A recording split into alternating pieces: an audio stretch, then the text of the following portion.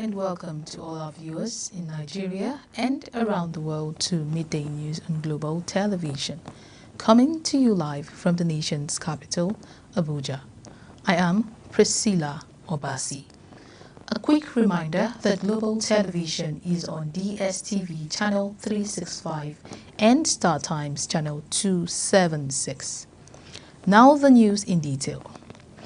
The ruling All Progressives Congress (APC) in Lagos State has applauded President Bola Tinubu's administration for setting new standards for inclusive governance, uniting the nation.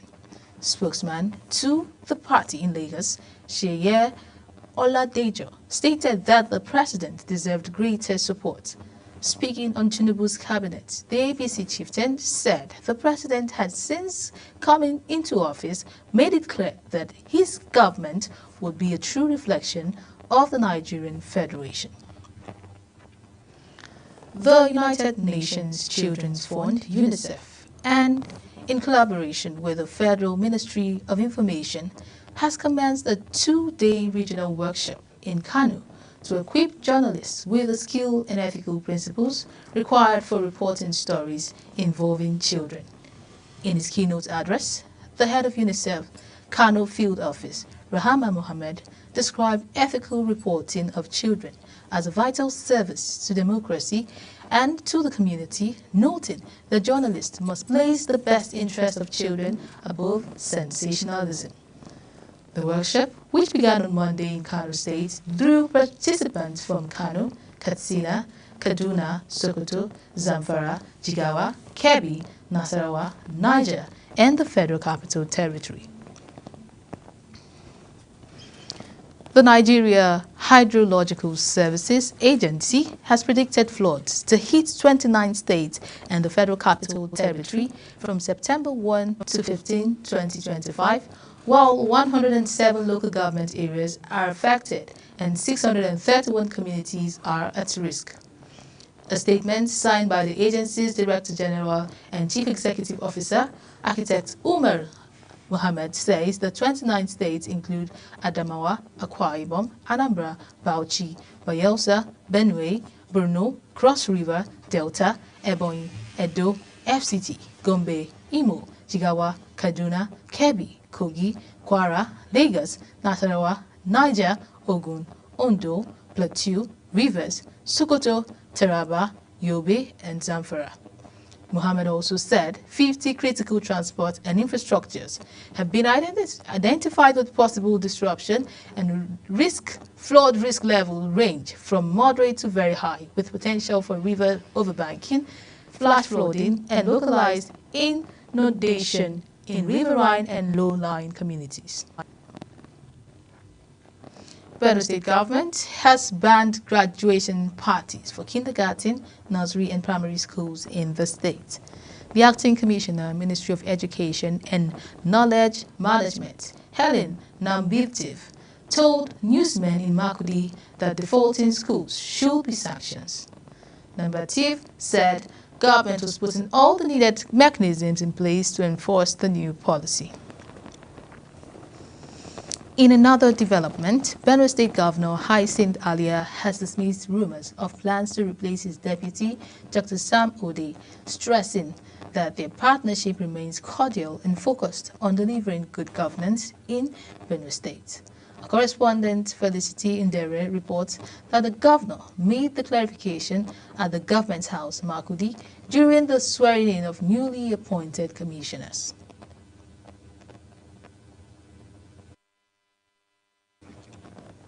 The federal government has again warned Nigerians to steer clear of get-rich-quick and Ponzi schemes that continue to defraud unsuspecting citizens of their hard-earned money.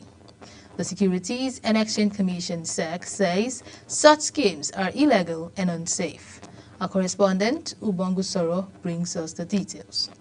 The Securities and Exchange Commission, through their Director, Legal and Enforcement, Franka Chukwugo, is sounding the alarm over the rising number of unregistered investment platforms promising outrageous returns. According to the commission, Nigerians have lost over 300 billion naira to Ponzi schemes in the last 5 years. Under the new Investment and Securities Act 2025, anyone caught promoting or operating unlicensed investment schemes risk a 20 million naira fine, a 10-year jail term, or both. This issue and this menace of Ponzi scheme is now affecting and spreading all over, and they're collecting a lot of money, especially from the traders in the market. So today we thought it's important as part of our investor education program to come to the market to sensitize them, so that if anybody is floating any kind of investment scheme or asking them to part with their money, they will know what to do.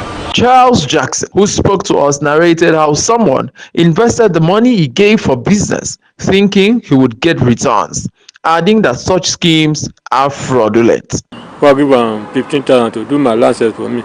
He collect money for many people, put it for looking for interest or something, so he cannot make it. So we come and tell us to come tomorrow, come next tomorrow, come tomorrow, next tomorrow. So at last, they advised me to go and report him for Usei Zuntiri. That's where they give me my money. Innocent Bariko said that Ponzi schemes are traps, adding that Nigerians should avoid any scheme that promises huge profits with little or no risk. You don't need to invest in all those things that maybe one day everything will go out there, you end up getting anything. So I advise that people should refrain from it and then invest properly where you can have benefits from. The SEC says it's already investigating 79 suspected Ponzi operations nationwide and has blacklisted 10 fraudulent platforms this year alone. Officials warn that while these schemes often disguise themselves as crypto, forex, or digital assets, they are simply designed to collapse once enough money is collected. Ubong Usoro, reporting for Global Television. Nigeria's Minister of Communications, Innovation and Digital Economy, Bosun Tijani, has called on African governments to coordinate their efforts in building artificial intelligence, infrastructure and governance, stating that without such collaboration, the continent risks widening its already running productivity gap with the rest of the world. He made the remark at a 4-day technology event aimed at accelerating digital transformation and innovation across the country. Tijani drew parallels with agriculture, where Nigeria produces about 2.5 tons of maize per hectare compared to 6 tons in South Africa and 12 tons in Brazil. The Nigerian Association of Resident Doctors has issued a fresh 10-day ultimatum to the federal government and other relevant authorities, warning of an immediate nationwide strike if its outstanding demands are not addressed.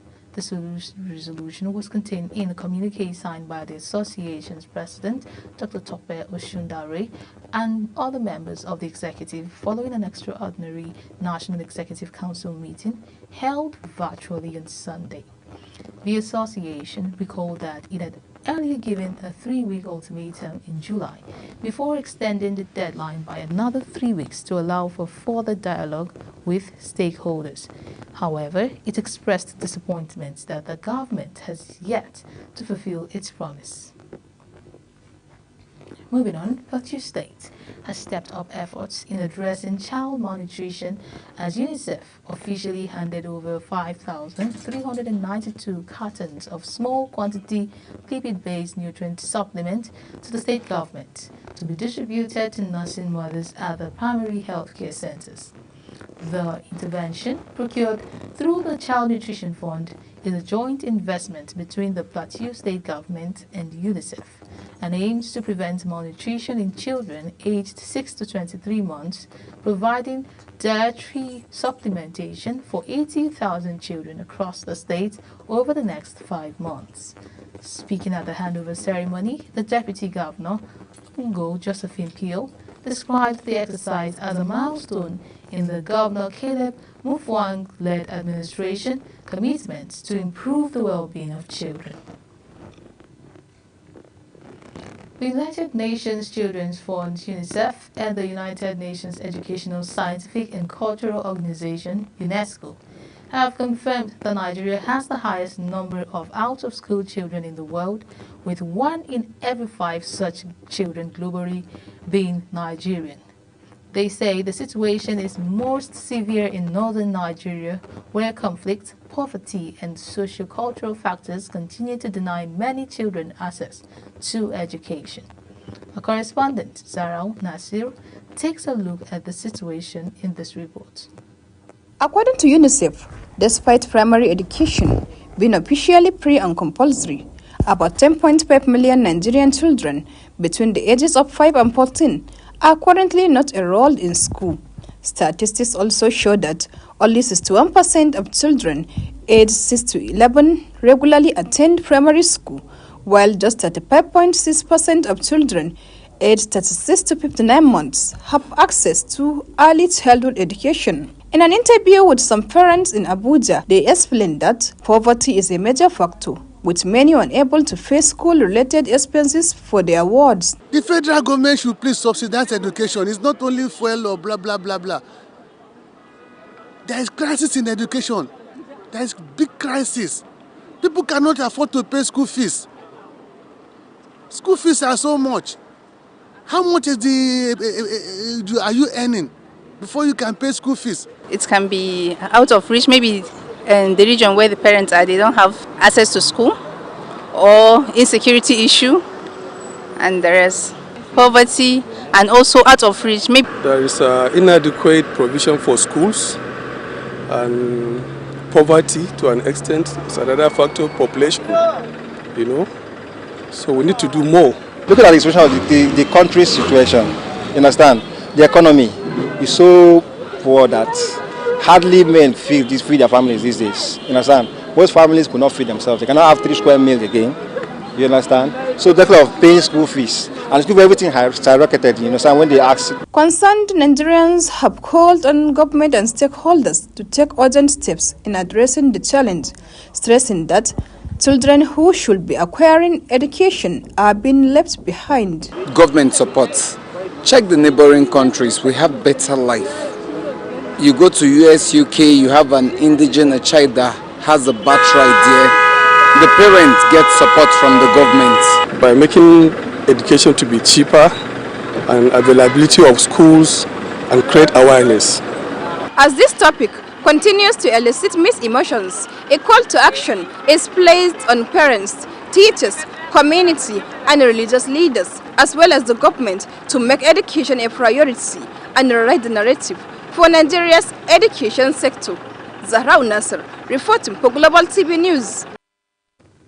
You are watching the live broadcast of Midday News. When Midday News returns, federal government oil firm signs contracts for offshore blocks. Details coming shortly, plus foreign and sports stories on the other side of this break. Please stay with us.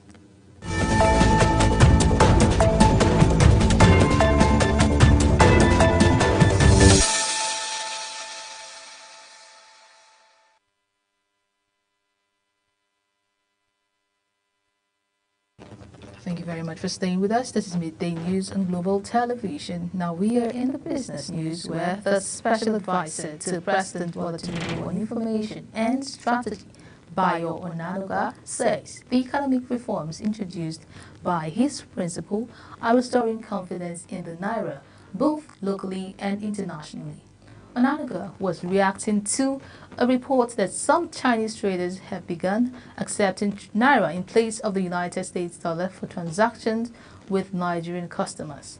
The report stated that forex traders have attributed the recent exchange rate stability to the success of Nigeria's currency swap agreement, with Chinese traders now collecting Naira for its currency, the yuan, instead of dollars. India will begin commercial semiconductor production by the end of 2025, Prime Minister Narendra Modi said, touting his nation as the future global hub for chip innovation. Modi, speaking at New Delhi at the launch of the annual Semicon India conference, said test chips from Micron and Tata were already being produced. Commercial chip production will begin this year. He stated that this reflects how rapidly India is advancing in the semiconductor sector. On the foreign scene, in Ghana, hundreds of protesters have taken to the streets of Accra, demanding the cancellation of Africa's ballooning effect debt. Labour unions say the current system is suffocating development across the continent, but governments argue the situation is more complex. Mukhtar Hassan reports. Wearing red and black, chanting patriotic songs and waving placards, protesters marched through Accra. The demonstration, led by Ghana's Trade Union Congress and backed by the ITCU Africa, called for a radical overhaul of the global debt system. Africa's external debt has now surpassed $1.3 trillion, with more than 20 countries, including Ghana, restructuring their obligations. Why should African countries borrow so expensive as compared to its peers in other parts of the world? Why should it be? Why should the risk premium for African countries be so different from Europe, America, and other parts of the world? Why should that be? But Labour leaders say the debt burden has already become unbearable for ordinary citizens. Ghana, Africa's leading producer of gold and second largest cocoa exporter, is still recovering from its 2022 default and inflation crisis that peaked above 50%. We are not able to develop because when we get money, we use it to service them. When we get money, it goes to people who we are owing. So we are not able to build schools. We are not able to service our children. We are not able to increase salaries of workers. So workers today, we are not fighting for anything around salary. We are only calling for global debt cancellation for African governments and African countries. The anger has spilled beyond Ghana. In Namibia, unionists joined the call for debt relief, saying African workers should not be punished for decades of financial mismanagement. Civil society groups say debt distress is not just an economic problem, but a development and governance crisis. We are also ensuring that any trade agreement or investment agreement must be inclusive of social protections, worker rights, and any exploitation from Africa mineral resources must be agreed on our terms. In 23 African countries, debt servicing now outpaces spending on health and education. For now, protesters are demanding total and unconditional cancellation of Africa's debt, describing it as an act of reparative justice. With petitions already before government, the battle over Africa's debt future is set to intensify. Mukhtar Qasim, reporting for Global Television News. A devastating landslide has wiped out the village of Tarasin in Sudan Darfur region, killing an estimated 1,000 people in one of the deadliest natural disasters in the country's recent history. The landslide struck after days of heavy rains in the Mora Mountains, a remote volcanic range in central Darfur. According to Sudan Liberation Movement Army, only one person survived. Footage shows a flattened landscape as survivors search through the rubble for bodies. The group is calling for urgent international help. A train flying North Korea flags and believed to be carrying its leader, Kim Jong-un, was seen by journalists approaching Beijing railway station today ahead of a massive military parade on Wednesday. Kim will join Chinese President Xi Jinping, Russia's Vladimir Putin, and 24 other leaders at the huge spectacle to mark 80 years since the end of World War II. China will showcase its military prowess with troops marching in formation, flypast, and other high-tech fighting gear at the showpiece extravaganza centered in Beijing's Tiananmen Square. Now we go to sports, where Super Falcon forward Asisat Oshoala is set to join Saudi Arabia Professional Women's Football League side Al Hilal. Oshoala will make the switch from National Women's Soccer League, NWSL, Club Lay FC, The 30-year-old, according to The Atlantic, arrived there and passed her medical test. Samuel Chukwueze has joined English Premier League side Fulham on a season-long loan from AC Milan, teaming up with his compatriots Alex Iwobi and Calvin Bassey at Craven Cottage. Chukwueze moved on an intentional initial loan with an option to buy, which is not mandatory.